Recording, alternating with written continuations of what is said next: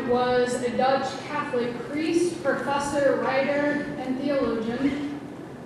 And in his book, The Return of the Prodigal Son, a story of homecoming, which I was made to read in my church in the arts class in seminary, now it talks about his encounters with Dutch painter Rembrandt's 17th century painting, The Return of the Prodigal Son. And it's believed that Rembrandt painted this masterpiece in 1668. And if you have a bulletin this morning and you pull out your lamplighter, you will see a reproduction of that on the front. Thanks this morning to our licensing that we pay for such things. Because it's easy to talk about a painting, but to be able to at least give you some idea right in front of you is always a good thing. In the fall of 1983, Nouwen was in the village of Trosclay, France, where he spent several months in a community residence of a community where people with disabilities and people who don't have disabilities live and work together, where they create an inclusive community of faith and friendship and transform society through relationships that cross social boundaries. And while there one day, he went to visit a friend who was working in the documentation center. And while they were talking, he saw a poster on her office door. And in his book, Nouwen writes, "I saw a man in a gray red cloak tenderly touching the shoulders of a disheveled boy kneeling before him. I could not take my eyes away. I felt drawn by the intimacy between the two figures, the warm red of the man's cloak, the golden yellow of the boy's tunic, and the mysterious light engulfing them both.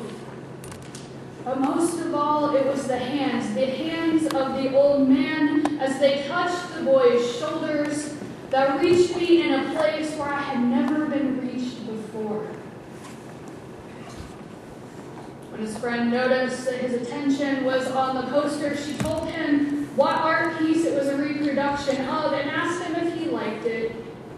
And Nouwen responded to her, "It's beautiful.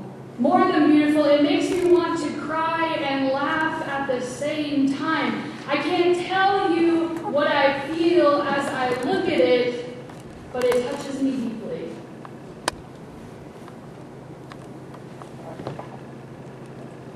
Now all the tax collectors and sinners were coming near to listen to him, and the Pharisees and the scribes were grumbling and saying, "This fellow welcomes sinners and eats with them." Tax collectors. We have to remember at this time of Jesus, tax collectors are responsible for collecting tolls and taxes on behalf of the Roman government. In rural areas governed by the Roman Empire, contracts for collecting taxes in a region are farmed out, usually to wealthy foreigners. And in turn, these wealthy foreigners hire local people to collect the taxes. And those local people usually rely on other people, such as slaves, to do the actual collecting of the monies. Tax collectors are responsible for paying the government, the Romans. They have to pay them the money that they promised them in the contract that they will collect. But there's nothing in the contract that says that they can't take more from the people than what the Romans need. And so tax collectors are often oppressing their fellow people. Where did they go? Sinners. The HarperCollins Bible Dictionary defines sin as those things being seen as action, thoughts, or attitudes that violate the will of God. So sinners would be those people who others see as doing things, thinking things, or having attitudes that others think violate the will of God or what Scripture teaches. These are the people coming to hear Jesus teach and preach. But the Pharisees and the scribes aren't happy about this. They're not fans of this. Remember that the Pharisees are influential. They study, teach, and uphold Jewish law. Scribes are trained in the official formal art of reading and writing because most folks during this time can't read and write. And so scribes are usually taught in an area such as law or economics. They're concerned with history and administration.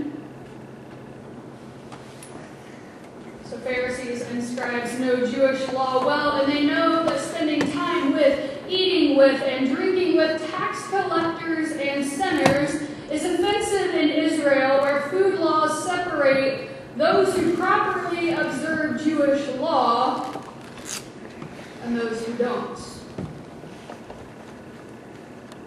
Tax collectors are suspect along with those people that fall into the lump sum category of sinners because they skim off the top, they steal from their countrymen, they're oppressing people who are already oppressed. And here we have this Jesus guy hanging out with tax collectors, with sinners, and literally anyone who wants to be around him, including women, anyone who wants to listen to him teach and preach, and anyone who wants to share a meal with him. He's fine with it. This fellow will eat with anyone. His table is far too welcoming. In response to this, Jesus tells several parables on the topics of being lost and being found, including the one about the prodigal son that we have this morning. I'm not going to do my usual and go line by line because we'd be here for another 4 hours. So I'm paraphrasing. Unless you want to be here for another 4 hours. Not even Ron Stein has his hands up, so we're good. Jesus says that there is a man who has 2 sons. The younger son goes up to the father one day, just out of the blue, and he says, "Give me the share of the property that will be mine. Not the property that is mine, but the property that will be mine." He demands his inheritance on the spot. He's essentially telling his father that he wishes he were dead so he could have his money already. Or should we say, his father's money. And most parents would probably get a little angry about this, but not this father. The father doesn't question anything, and instead he goes off and divides up his wealth into halves, and he gives the younger son his half of the inheritance. And the younger son then leaves home with his money, and the son travels to a distant country where he wastes this money in immoral living. We don't get the details of that right now. I liked Eli's thought of maybe the guy bought a car. I mean, a Bugatti only costs like $3 to $19 million, so maybe that's where he spent his money. We don't know where exactly at this point he spent his money, but we know it's pretty bad. All the money that his father worked for and gave him is gone. And he's in a distant land where he has no relatives and no friends nearby. Any friends he had while he was partying it up are no longer his friends because he doesn't have the money to finance their lifestyle anymore.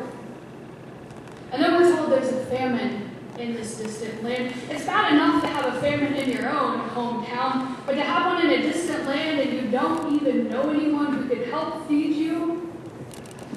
What is this broke and broken son to do? He hires himself out to a pig farmer as a servant who will feed the pigs. He says, "This is what I've come to. I will feed your pigs." But keep in mind, according to the Torah, that pigs are not kosher, so this son isn't supposed to be around pigs if he keeps kosher, and we are to assume from the text that he does. So he's not supposed to be hanging out in the pig trough. He has no choice, no. And he's to the point where the slop that the pigs are eating is starting to look good. You gotta be real hungry for that. I see Roger shaking his head. You gotta be real hungry for that. And he sits there with the pigs, and he thinks about his life. Some self-examination. He thinks about his choices that he's made. And then he thinks, you know what? My father has servants, and they don't go without food. They at least are fed. I will go home, and I will ask my father for a job. So the son makes the journey back home, and when he's still quite a ways off, the father sees him and is filled with compassion. The father runs up and puts his arms around his son and holds him close. Relieved that the son has returned, he doesn't greet him by yelling at him. He doesn't cuss him out. He doesn't tell him he is stupid and unwise. He doesn't say, "Where is my money? What have you done?" He doesn't do any of that. Instead, Jesus tells us that he hugs the son and he kisses him. Ew. The emotional son says, "Father, I have sinned against heaven and before you. I am not worthy to be called your son." A confession of wrongdoing. He doesn't need to list all the things he did with the money to his father. He doesn't need to say, "Hey, I spent it all, I blew it all."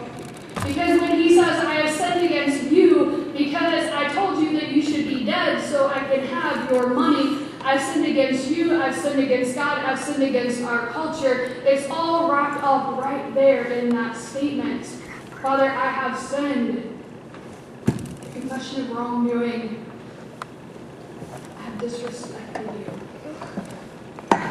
The father speaks, but not to the son, which I've always found interesting. The father tells his slaves that they should go and get a robe, not just a robe, the best robe, and they should put it on this son. Replace these raggedy clothes that he is wearing. Replace these torn clothes that smells like pigs, because that's where he's been hanging out. Go get a ring and sandals and put them on my son. Kill a calf and let's have a party, because the son of mine was dead, but he is alive again. Was lost and he is found. We can imagine that the wayward son is confused at the reception. He expected harsh words and actions. Maybe he expected to be turned away, having spent half of his father's property. He expected to go home and beg for a job as a servant just so he could eat. He did not expect to be welcomed like a prince. Then enters the older son onto the scene. It would be a nice, heartwarming, polite little parable if this older son didn't have to come onto the scene, right, and cause some drama. But if you come from a family with at least 2, if not more children, there's always drama among siblings. And so this older son hears the music, and he sees people dancing, and he's thinking, what is going on? My father didn't tell me we were having a party. I've been out in the field. And so he asks one of the slaves, what is happening? And the slave says, your brother has come home, and your father is throwing a party because he's just so excited that your brother is home safe. Rather than be like, woohoo, let's party, the older son loses it. He's angry. He refuses to party. He's not feeling festive, and the father pleads with him to join the party to celebrate his brother's return. But this older son says, listen, exclamation point. So he's yelling at his father. Listen, for all these years I have been working like a slave for you, and I have never disobeyed your command. Yet you have never given me even a young goat so that I might celebrate with my friends. But the son of yours comes back to devour your property with prostitutes, and you kill the fatted calf for him.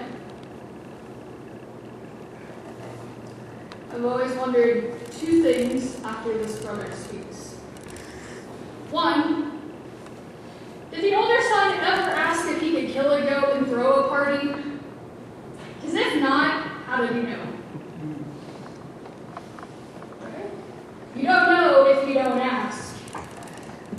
and 2. He hasn't seen his brother yet.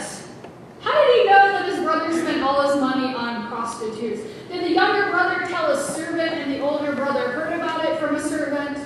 Something we'll never know. But, it just makes me curious that he already seems to know what his brother has done. The father, who is apparently the most chill, calmest father ever, doesn't get angry at this son either. He's been yelled at, but he doesn't get angry. He simply says, "Son, you are always with me, and all that is mine is yours, but we have to celebrate and rejoice because this brother of yours was dead and has come to life. He was lost and he is found."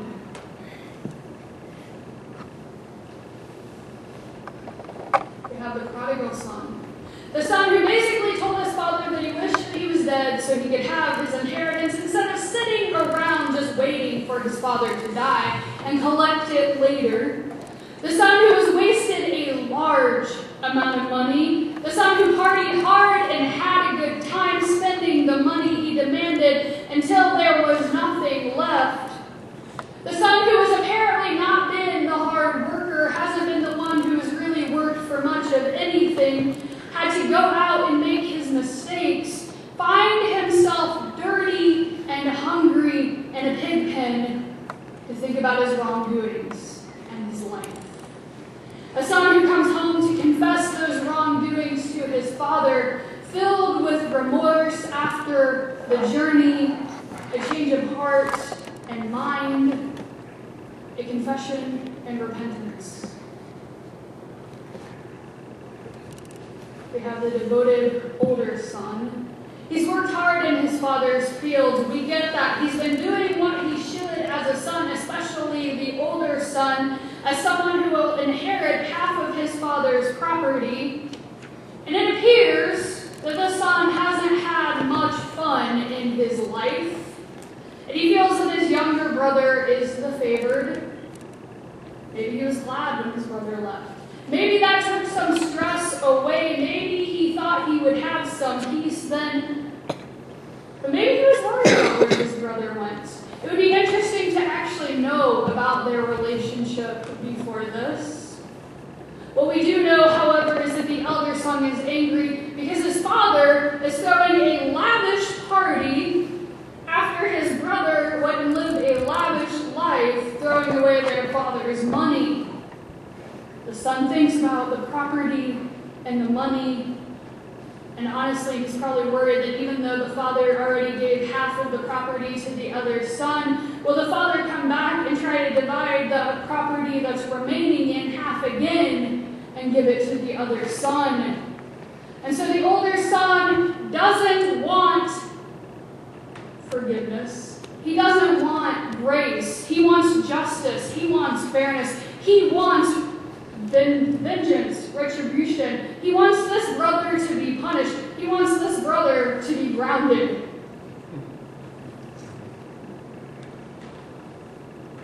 And then we have the loving father. The father who is so generous that he gives this younger son half of the property that shouldn't be his until the father dies. And the father doesn't say a word when the son asks for the money, just gives it to him. This father who's been disrespected and humiliated by this son in their culture. The father who was so worried about the wayward son while he was off having fun, making mistakes, and learning that life is about more than himself. The father who's so relieved when the son returns and embraces him instead of yells at him. The father full of grace and mercy. The father who faces the anger and disrespect of his elder son and tells his elder son that whatever is mine is yours. The father who knows that his elder son sees this as not fair, but tries to get that son to see that forgiveness is the proper response to the younger son's confession and repentance.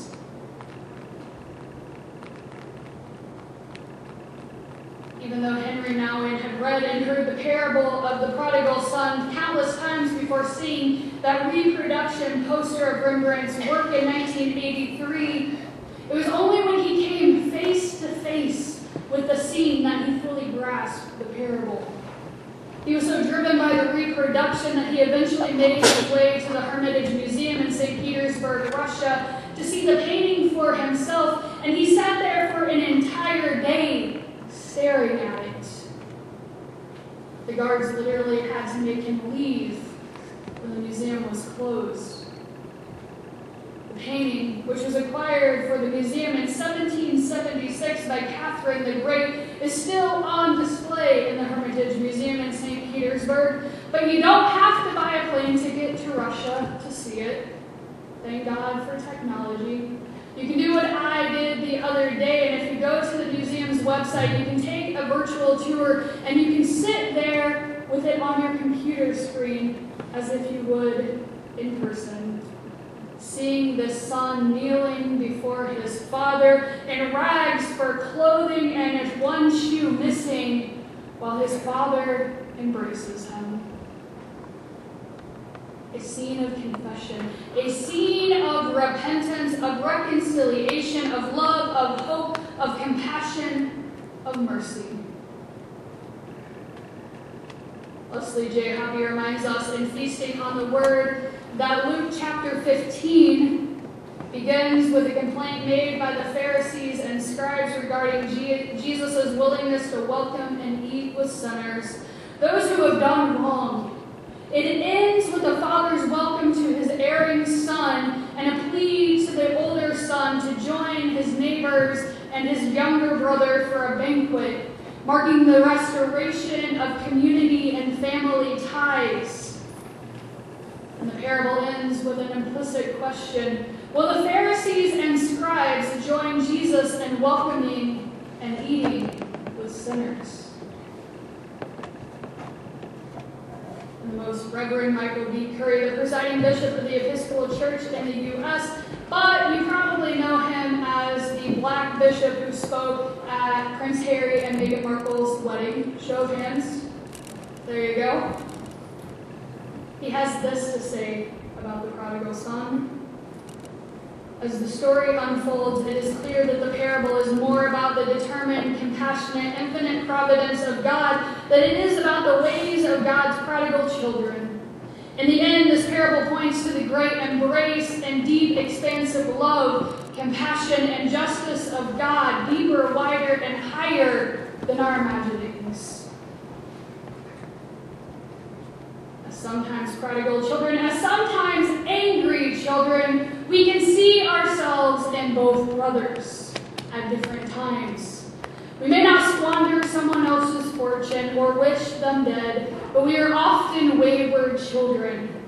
We may not yell at our parents or others, but we can be disrespectful in other ways. But no matter how we behave, we can give thanks for a loving God with outstretched arms waiting to welcome us home no matter our mistakes, no matter where our journeys have taken us, even if they take us into the muck of the pig pen. Our God who we kneel before and to whom we confess to not being our best selves, our God who responds to our confession with grace, kindness, love, and rejoicing. Our God who says, I am so happy that you found yourself through self-examination, and you have found yourself here with me. You have returned home, always welcome at my table, no matter what. This ends this morning's word. Thanks be to God. There's one who wishes to make a confession.